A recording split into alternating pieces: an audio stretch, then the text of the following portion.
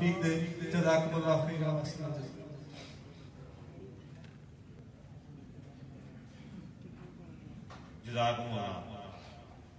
मोहतरम उस्मान भाई का शुक्रिया अदा करता हूँ। उसके साथ ही अल्हम्दुलिल्लाह स्टूडेंट्स की जो गुजारिशात हैं वो आपके सामने पेश करता हूँ। भाइयों अल्हम्दुलिल्लाह स्टूडेंट, हमारा एक इदारा ये फलाह इंसानियत का काम कर रहा है। ये तालिब इल्म भाई हैं जो फलाह इंसानियत कर रहे हैं। इसके मज़ीद तारुफ के लिए मैं इंजीनियर मोहम्मद भाई मरकज़ी रहनुमा अल्हम्दुलिल्लाह स्टूडेंट को दावत देता हूँ, वो स्टेज पे आए और अपने बयान।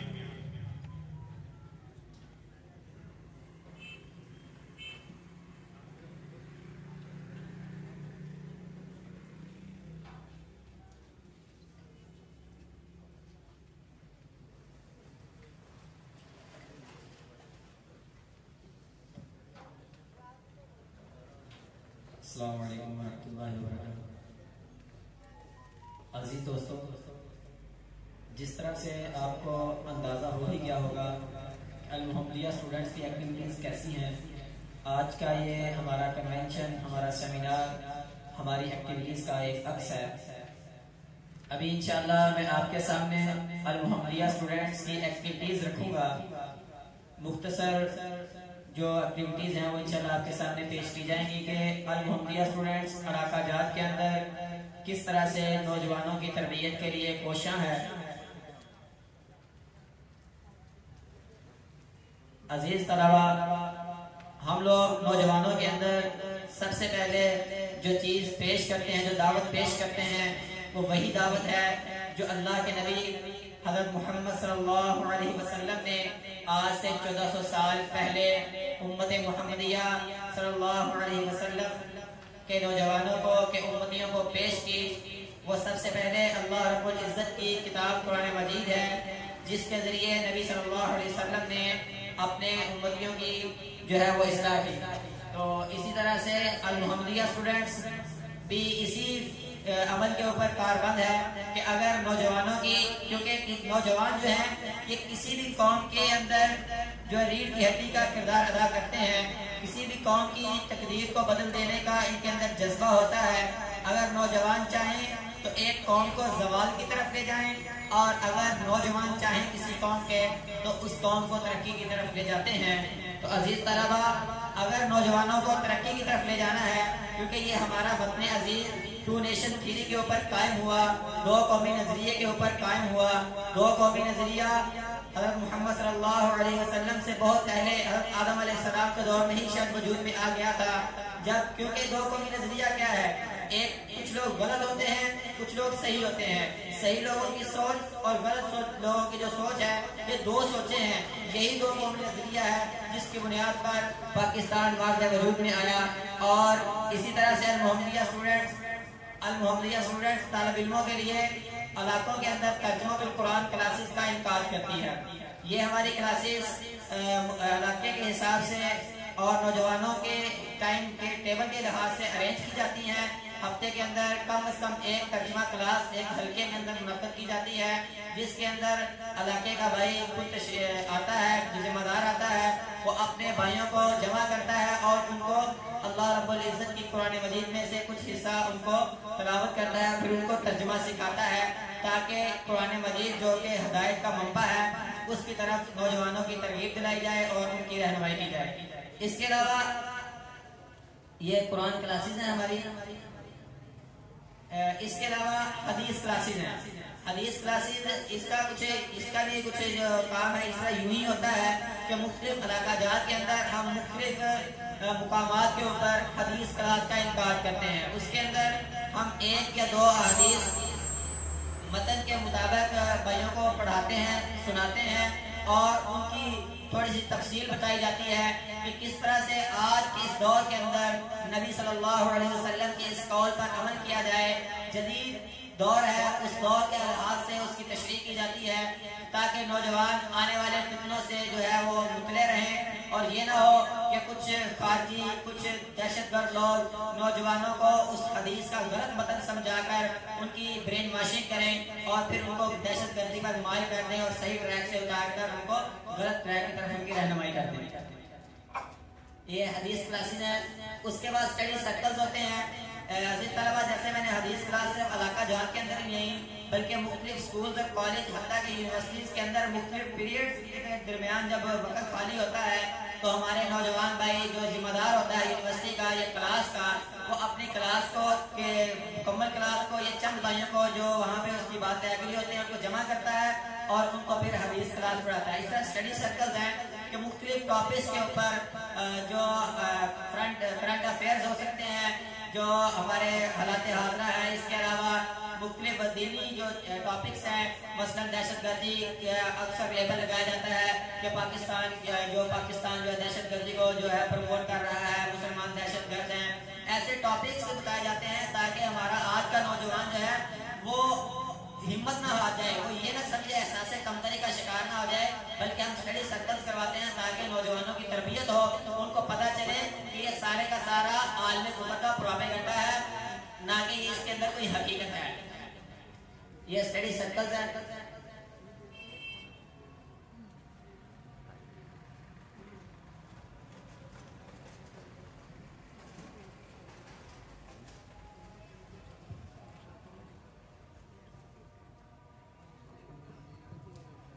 ये एडवेंचर एंड लर्निंग नाइट्स हैं। मुख्तलिफ नौजवान, क्योंकि इंसान की तबीयत के अंदर खुशतरी है, ये फरहत और मांगता है कि आउटिंग भी मांगता है, ये अपने आप को फ्रेश करने के लिए, तो नौजवानों के लिए एडवेंचर नाइट्स और लर्निंग नाइट्स का एहतमाम किया जाता है, जिसके अंदर कुछ एक दिन मुकर्रर किया जाता है और एक खास इलाके के नौजवानों को जमा किया जाता है, कुछ एक एक्टिव एडवेंचरस एक्टिविटी की जाती है उसके अंदर, और उसके साथ साथ और भी कुछ लर्निंग जो होती है एक्टिविटीज, उनके अंदर उनको बहुत कुछ सिखाया जाता है। तो इसी तरह से हमारी तालीमी अदारों के अंदर और इलाकों के अंदर ये बहुत अहम चीज़ है। मैं आपको इब्तदाई तिब्बी इमदाद यानी कि फर्स्ट एड, अजीज साथियों, इस चीज़ की बहुत ज़्यादा ज़रूरत होती है। जब कोई भी हमारे यहाँ कोई हादसा पेश आता है तो हमारे पास अक्सर जो मरीज होते हैं, पेशेंट होते हैं, वो डॉक्टर के पास जाने से पहले दम तोड़ चुके होते हैं। बाज़ बात ऐसा होता है कि उसकी ऐसी सांस नहीं आ रहा होता, और जो उसको शिफ्ट कर रहे होते हैं लोग डॉक्टर से हादसे की जगह से लेके डॉक्टर तक या हॉस्पिटल तक शिफ्ट कर रहे होते हैं, उनको ABC भी नहीं आ रही होती जो फर्स्ट एड की होती है कि ABC क्या होती है, फर्स्ट थिंग्स क्या होती है, कि इसकी सांस अगर रुकी हुई है तो किस तरह से बहाल की जाए, इसका ब्लड बहुत ज़्यादा बह रहा है तो हम इसका ब्लड को किस तरह से रोकें, और बहुत सारी ऐसी चीज़ें होती हैं कि जिस चीज़ को हम थोड़ी सी केयर कर लें तो एक मरीज की जान को बचाया जा सकता है। अक्सर हम देखते हैं बहुत बड़ा हादसा होता है और बहुत सारे मरीज जो हैं वो शिफ्ट करने के दौरान ही जो है वो दम तोड़ जाते हैं। तो मैं एक यहाँ पे छोटा सा मरीज पेशेंट हैंडलिंग इसके अंदर बहुत अहम किरदार अदा करती है। छोटा सा आपको एक मिसाल देता हूँ। एक पाकिस्तान की एक सफीर है अक़वाम मुत्तहिदा के अंदर, उसका जब एक्सीडेंट हुआ तो जो उनको उठाने वाले थे उनको ये नहीं पता था कि इस पेशेंट को हैंडल किस तरह किया जाता है। हादसा हो जाए तो पेशेंट को जो है वो शिफ्ट कैसे करना है, स्ट्रेचर के ऊपर या डॉक्टर के पास किस तरह से ले जाना है। उसकी स्पाइनल कॉर्ड मुतासर हुई, आज तक वो उसका नीचे वाला धड़ जो है वो काम नहीं करता, वो स्ट्रेचर के ऊपर है, व्हील चेयर के ऊपर। तो इस क्योंकि इस चीज़ की बहुत ज़्यादा अहमियत है तो नौजवानों को इब्तदाई तिब्बी इमदाद सिखाई जाती है। ये इब्तदाई तिब्बी इमदाद की कुछ तस्वीर हैं जो आपके सामने मुख्तलिफ इलाकों के अंदर हमने दी करवाते हैं और उसके अंदर तस्वीर आपके सामने है।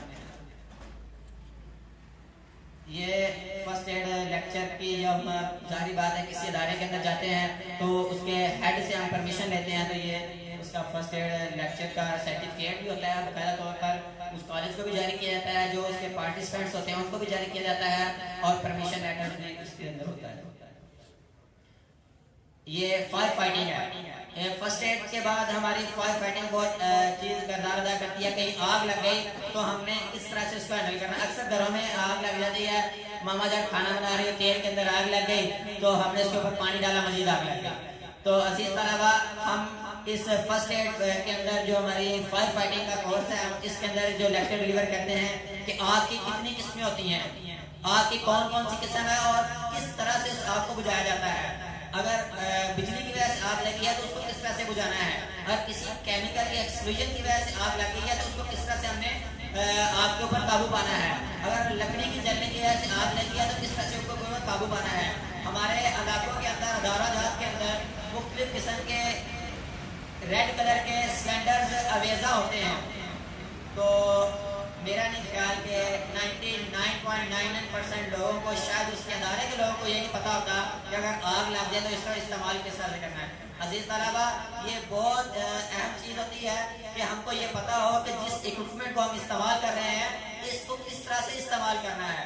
अगर हम उस सिलेंडर को गलत जगह पे, गलत आग पे इस्तेमाल कर देंगे तो वो हमारा फायदे की बजाय आग मजीद बढ़ेगी और हमारा ज्यादा नुकसान कर देगी। इस फायर फाइटिंग के अंदर हम मुकम्मल वर्कशॉप होती है हमारी, और उसके अंदर हम इसे सिखाते हैं कि फायर के ऊपर काबू किस, आग के ऊपर काबू किस तरह से पाना है।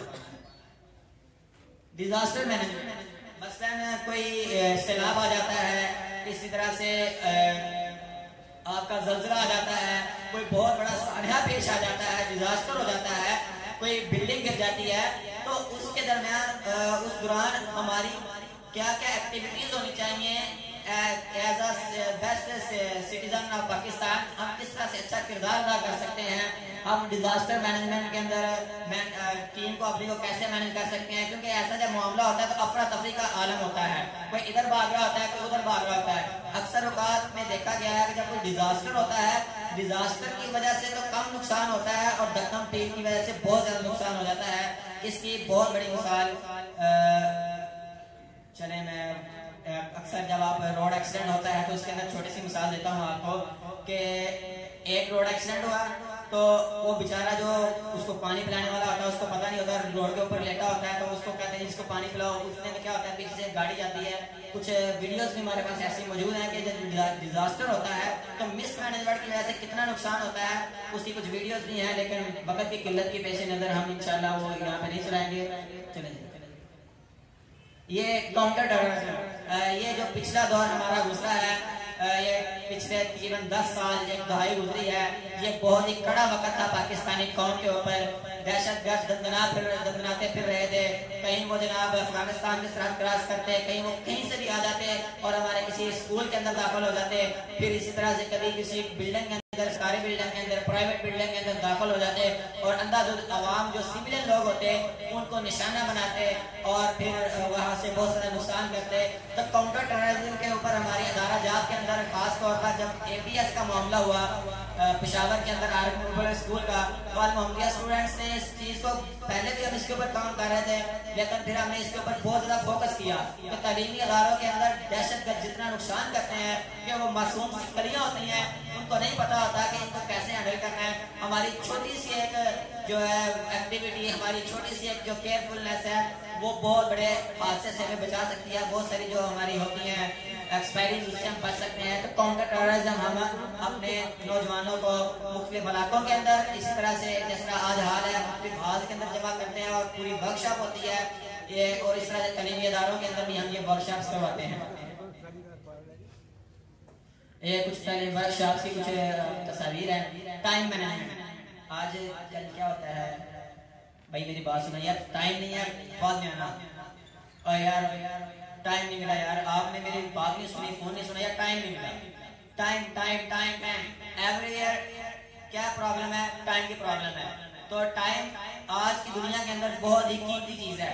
तो टाइम को मैनेज किस तरह से करना है। तालिब इल्म कहते हैं जी, जब मैं पेपर के अंदर बैठता हूँ तो तैयारी तो बड़ी अच्छी भी होती है, लेकिन जब पेपर हल कर रहा होता हूँ 15, मैं तो यही समझ रहा हूँ 15 मिनट हो गए तो ऊपर से एग्जामिनर की या इन्विजिलेटर की आवाज आती है, भाई आखिरी मिनट चल रहा है। तो मेरा तो बहुत सारा पेपर, मुझे सारा पेपर आता था, लेकिन क्या हुआ कि मैं कुछ लिख नहीं सका। Miss manage time management, miss time management. तो टाइम को मैनेज किस तरह से किया जाता है, इसकी बाकायदा तौर पर हम इलाका जात के अंदर जिस तरह से ये तमाम हमारी एक्टिविटीज में एक बात कहता हूँ कि ये मुख्तलिफ इलाका जात के अंदर स्कूल्स, कॉलेज और यूनिवर्सिटी हर लेवल पर अल-मोहम्मदिया स्टूडेंट्स ये एक्टिविटीज करवा रही है कि अपने टाइम को मैनेज किस तरह से करना है, अपने स्कूल को, अपनी दावती एक्टिविटीज को, अपनी सोशल एक्टिविटीज को किस तरह से हम मैनेज कर सकते हैं और अच्छे इंसान की हैसियत से किस तरह से अपनी जिंदगी जी सकते हैं। टाइम मैनेजमेंट की वर्कशॉप करवाई जाती है। यह टाइम मैनेजमेंट वर्कशॉप की कुछ तस्वीरें आपके सामने। स्ट्रेटेजिक विजन डेवलपमेंट, हमारे नौजवान का कोई विजन ही नहीं है, उसको पता ही नहीं होता कि मैंने करना क्या है। भाई आप ऐसे क्यों कर रहे हैं? अब्बा जी का शौक था। भाई आप डॉक्टर क्यों बनना चाह रहे हैं? मेरी मामा की बचपन से ख्वाहिश, जब मैं पैदा हुआ था तो मेरी मामा ने कहा था कि मैंने अपने इस बेटे को डॉक्टर बनाना है। तुम डॉक्टर बन के करना क्या चाहते हो? भाई डॉक्टर बनोगे तो पता चलेगा ना। हमारे नौजवान को पता ही नहीं है हमने करना क्या है। हम एक अच्छे इंसान, एक अगर डॉक्टर ही बनना है तो डॉक्टर की हैसियत से मैं इस कौम और मिल्लत की किस तरह खिदमत कर सकता हूँ, कि कौन कौन से वो पॉइंट्स हैं जो जिनके ऊपर जाकर मैं आई थिंक आसान हो रही है।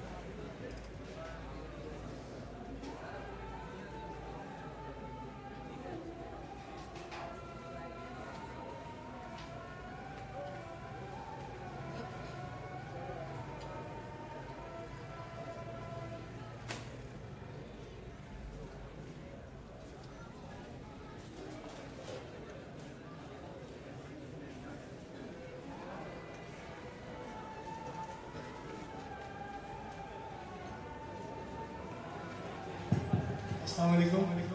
कह रहे भैया अज़ान हो रही है, अज़ान का जवाब दें। इंशाल्लाह इसके बाद हमारे मरकज़ी मुकर्रर मोहतरम हंजला भाई जो कि एमफिल कर रहे हैं पंजाब यूनिवर्सिटी से और पाकिस्तान इलेक्ट्रॉनिक मीडिया की जिम्मेदारी है मुहैया स्टूडेंट से, वो इंशाल्लाह हमें ज़बरदस्त नसीहत करेंगे और उसके बाद भाइयों के लिए खाने का अहतमाम। भाई अज़ान का जवाब दें।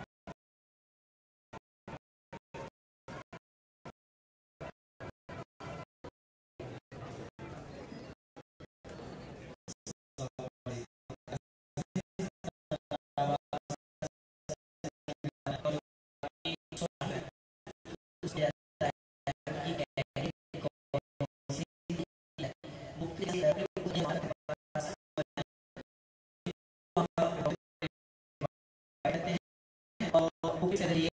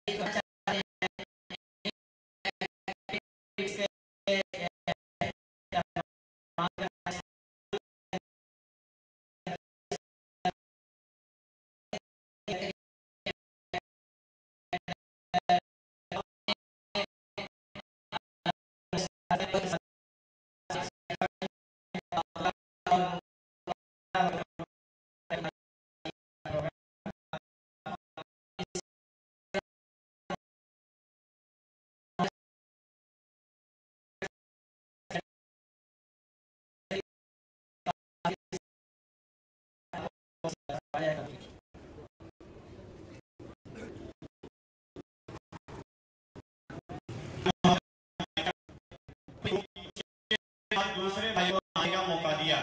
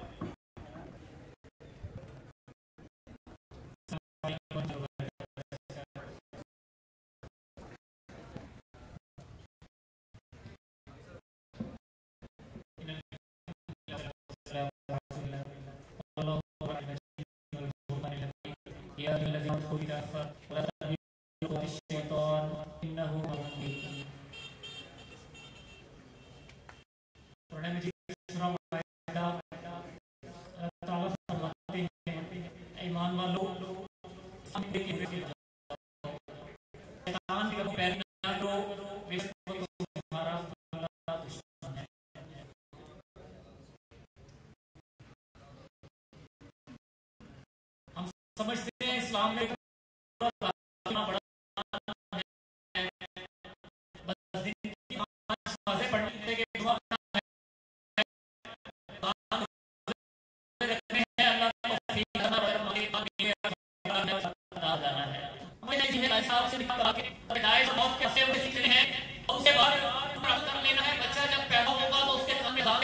मरने लगेगा, जब मर जाएगा तो उसका जनाजा पढ़वा देना है, यासीनें पढ़वा देनी है और इसी से हमारा गुजारा हो जाएगा। हम इसी को मुकम्मल इस्लाम समझकर बड़े शादम फरहा, बड़े खुश हैं। और इसकी अमली मिसाल यूं समझ लें, मस्जिद में नमाज पढ़ने जाते हैं, नमाज के लिए मस्जिद में जाके सर पे टोपी रखते हैं, नमाज के बाद टोपी के साथ मस्जिद में इस्लाम रख के बाहर आ जाते हैं। उस इस्लाम को मस्जिद से बाहर अपने साथ नहीं लेके जाते।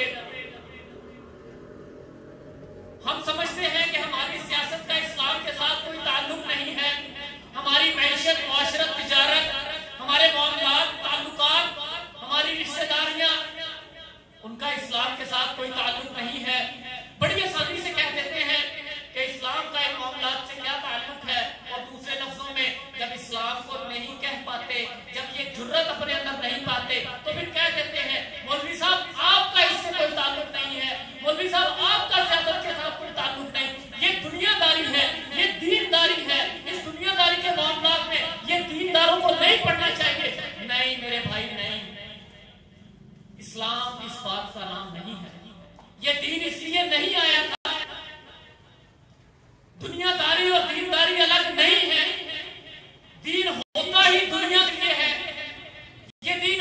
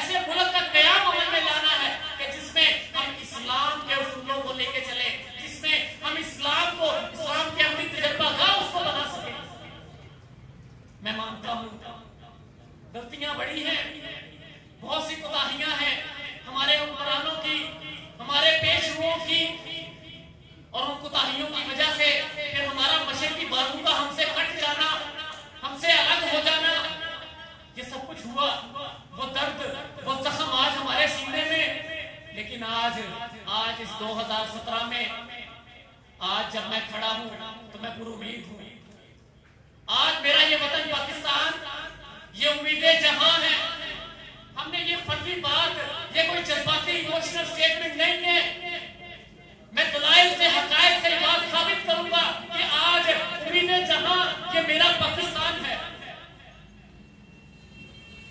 15वीं सदी हिजरी का आगाज होता है, ज्यादा पीछे नहीं लेके जाऊंगा। 15वीं सदी हिजरी, आज 1439, ये 39वां साल है, सफर का महीना है। 15वीं सदी हिजरी का आगाज होता है। सिर्फ 15वीं सदी हिजरी के इन 39 सालों में इस पाकिस्तान ने दुनिया की 2 बड़ी सुपर पावर्स को शिकस्त से दोचार किया। कोई आप में से जानता है रशिया की करेंसी का नाम क्या था? जिस तरह आज मैं पूछूं अमेरिका की करेंसी का नाम क्या है, एक छोटा बच्चा भी बताएगा डॉलर। ये 70s में 80s में हाल था। रूस की करेंसी का आज उसके नाम भी कोई नहीं जानता। 17 हिस्सों में टूट गया, वो तकसीम हो गया, ये सब ममालिक आजाद हुए। इसका कारनामा था ये मेरे इस पाकिस्तान का। और ये हमारा दावा नहीं है, ये फकत हम नहीं कहते हैं। ये जिस दुश्मन को मार पड़ी थी, जिस दुश्मन ने शिकस्त तस्लीम की, ये उसका कहना है कि हमें हराया तो पाकिस्तान ने हराया। 9/11 हुआ, 9/11 के बाद दुनिया तब्दील हो गई। कहते हैं हिस्ट्री को चेंज हो गई। बिफोर 9/11, आफ्टर 9/11 बिल्कुल दुनिया की डायरेक्शन बदल गई। दुनिया की तारीख का सबसे बड़ा जंगी इत्तेहाद वो हमारे पड़ोस में आ बैठा। 16 साल गुजर गए आज इस बात को, और आज तक क्या कर पाए अमेरिकी वहां पे? सिर्फ ये कि पाकिस्तान ने हमारे साथ धोखा किया, हमारे साथ डबल गेम की, हमें मार मारी पाकिस्तान ने। आज अमेरिकी इस बात का एतराफ करते हैं। पेंटागन के जनरल व्हाई वी लॉस्ट के नाम से, रॉन्ग एनिमी के नाम से किताबें लिख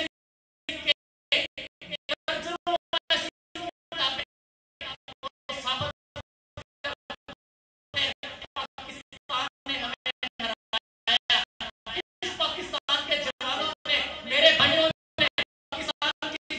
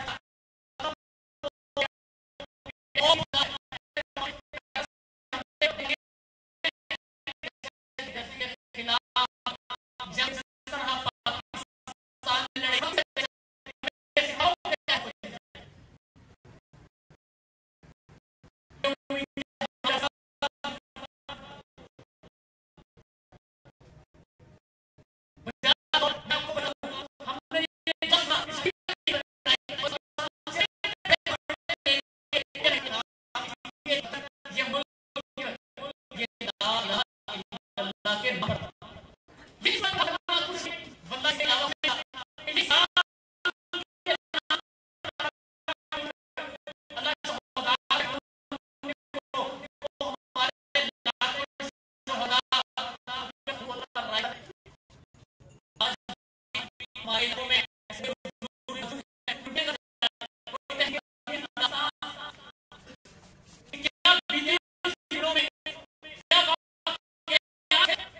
किस तरह से हम इस पाकिस्तान में पहुंचे थे और आज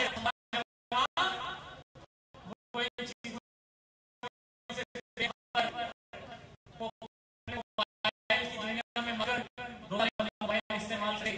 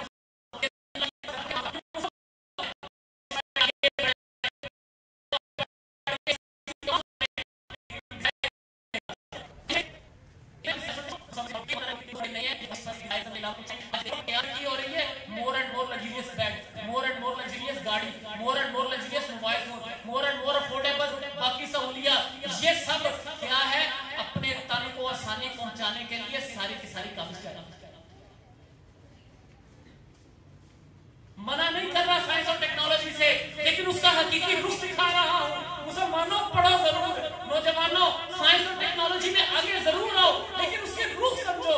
और हम तो वो उम्मत है जिसे अल्लाह ने इकरा कहकर पहला खिताब किया था कि पढ़। हम कैसे पढ़ाई से पीछे रह सकते हैं, लेकिन पढ़ो, इस मादियत परस्ती, ख्वाहिश परस्ती के पीछे ना पढ़ो।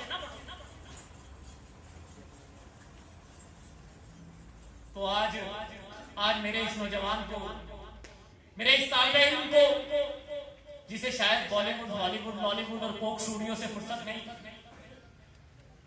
जिसे शायद हैरी पॉटर से, बेंटन से और इसी तरह दीगर उनसे फुर्सत नहीं, उसे क्या खबर कि हालात क्या बीत गए, उसे क्या खबर कि उम्मत मुस्लिम नहीं होता। ये बात है, तो याद रखो इस जवान को किरदार है।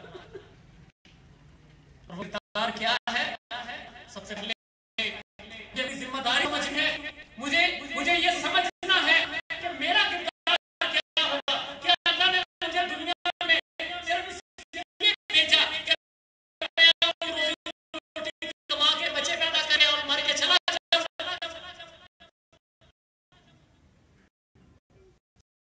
किरदार में है।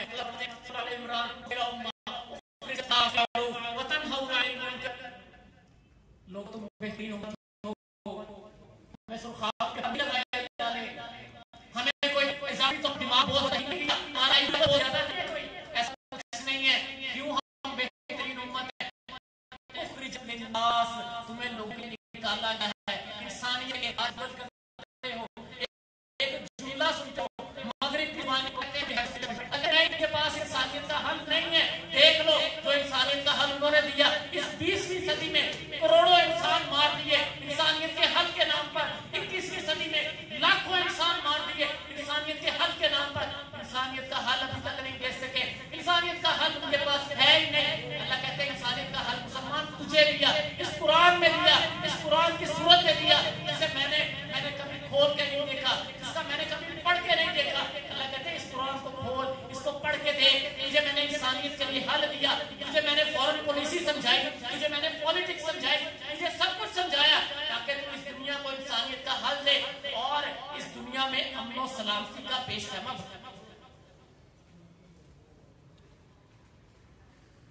ये मुसलमान हम समझते हैं कुरान मजीद सिर्फ इसलिए आया बस पढ़ लो और इससे अजर हासिल कर लो, जब एग्जाम आएंगे सुबह उठ के तिलावत कर लो, अल्लाह को रिश्वत दे दो कि अल्लाह जी मैं नफल पढ़ रहा हूँ, मादरत के साथ तलख अल्फाज इस्तेमाल कर रहा हूँ। लेकिन हम करते क्यों ही हैं?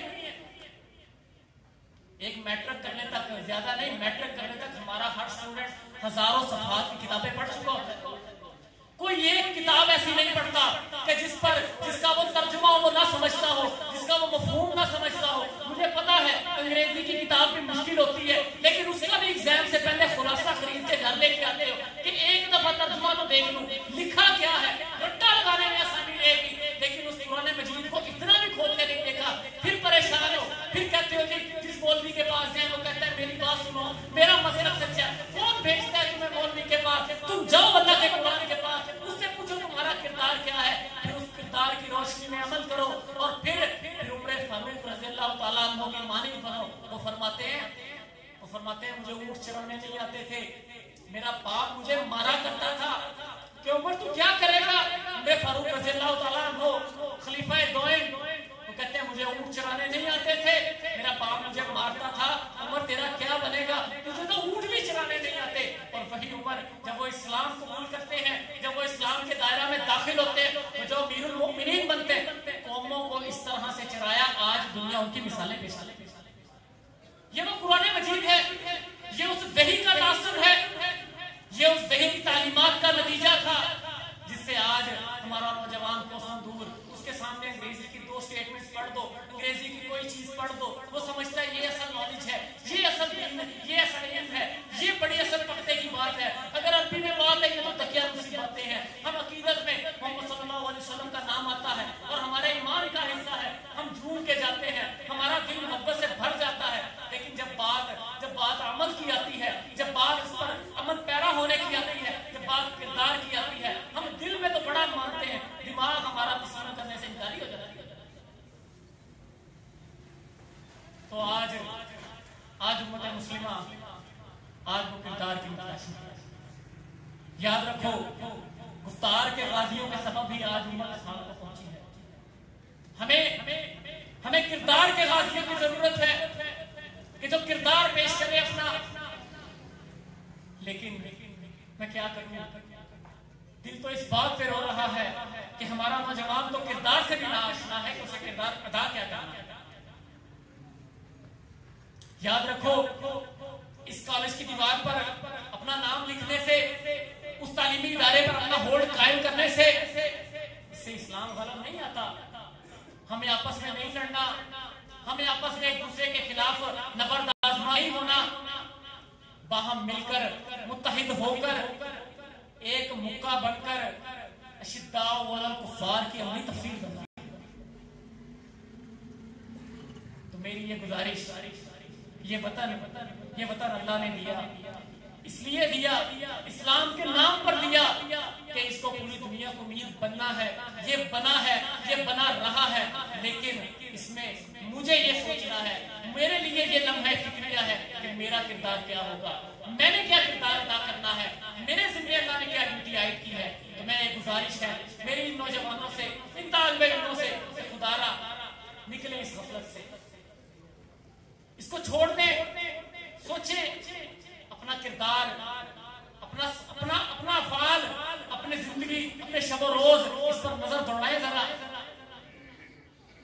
आप करना क्या चाहते हैं, आपकी मंजिल क्या है। स्ट्रेटेजिक विजन की बात कर रहे थे, उसमें यही बात डिस्कस होती है कि अपना विजन बयान करें कि है क्या आपका विजन, आप करना क्या चाहते हैं, कहीं डायरेक्शन लेस तो नहीं आप। तो खुदारा अल्लाह के दीन की रोशनी में, उस कुरान मजीद की रोशनी में, हदीस पाक की रोशनी में अपने किरदार को समझिए। और इस उम्मीद है जहां मेरा पाकिस्तान, इस पाकिस्तान को दुनिया में नहीं, सिर्फ दुनिया में नहीं बल्कि अल्लाह के हुजूर भी हम इसको सुरखुरू कर सके कि या अल्लाह तूने कलमा के नाम पर, ला इलाहा इल्लल्लाह के नाम पर हमें ये मुल्क दिया था, हमने इसका हक अदा किया। अल्लाह ताला से दुआ है अल्लाह ताला हमें सच्चे मुसलमान बनने की तौफीक अता फरमाए। वमा अलैना इल्लल बलाग।